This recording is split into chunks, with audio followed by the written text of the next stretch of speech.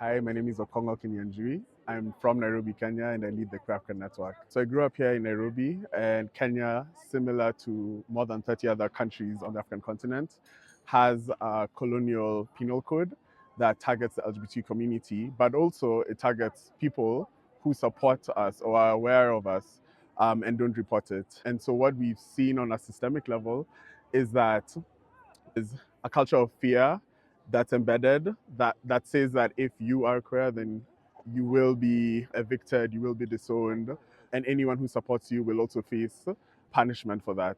So what's happened is that isolation has been systemically embedded for a lot of us. And in my case, as like many queer Africans, the internet has been a lifeline. It's sustained us, it's allowed us to see each other and be seen, but it's also been a pipeline for harm. In the past, we've seen a lot of extortion and blackmail that's mediated through virtual platforms. And for us, what we decided is that it's important for us to build a platform that is by and for us and can emerge from that. So that's the Queer African Network. It enables about 2,100 Africans to access resources in 18 different countries, everything from fundraising to resources for their well-being, resources on coming out. It acts as an archive as well for the experiences, the diverse experiences of queer Africans. And it also acts as a tool for mobilization on issues that matter to us. I think that one of the things that, touches on well-being for us is that we see how the lack of information about our community is weaponized against us to suggest that we don't exist, right? So when we're talking about the rates of suicide or self-harm, oftentimes LGBTQ people are not considered within that. And there's a lot of trauma that our community is dealing with. And even when we look at organizers and change makers within our work, and this is why I think attending the Hearth Summit here in Nairobi was so important, we often don't think about how we can sustainably care for ourselves and for each other.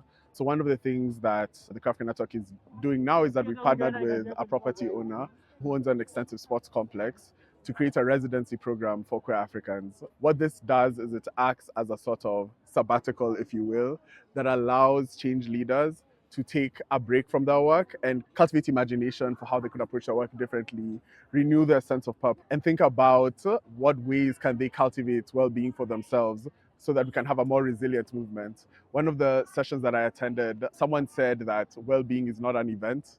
And I found that very profound because I think oftentimes like these single, one-time solutions sometimes do not really create a continuous way for us to build knowledge together, for us to co-create, and for us to do this in a resilient way.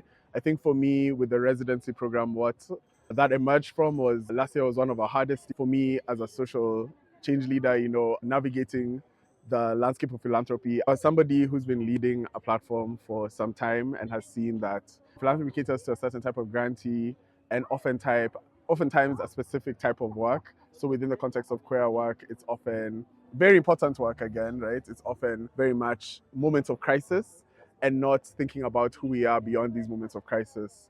And so for me, a key question was, what does it look like to invest holistically in a person and to shift the way that we are perceived and oftentimes perceive ourselves in this system to one that grants us agency, one that restores a sense of dignity as well, and one that really allows us to do this work in ways that are resilient.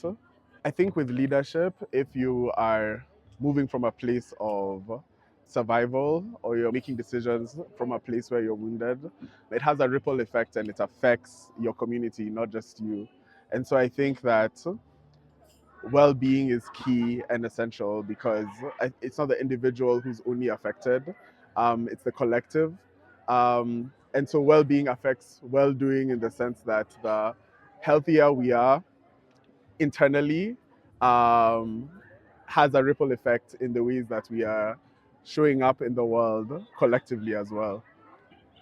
What the Heart Summit has done is it's removed this veil that I feel was there before, or we were conditioned to think was there before, right? Where we're all operating in silos, right? We're all working in our different spaces, be it working on like queer justice or climate justice, right?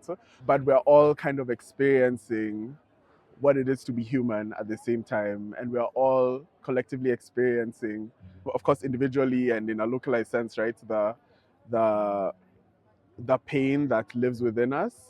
And there's so many people that I've crossed paths with today that, ordinarily I don't think we'd have a chance to speak, just because our work is in such different places, or they perceive my work in a certain way, or I perceive their work in a certain way.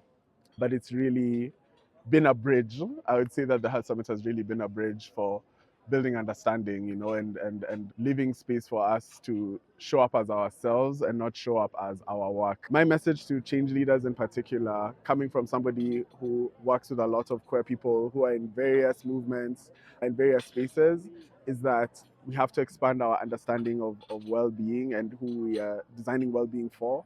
Oftentimes, queer people are excluded from, or their queer experiences in particular, queer lived experiences excluded from surveys and research. And oftentimes they're worried that it would be used against them or it would be weaponized.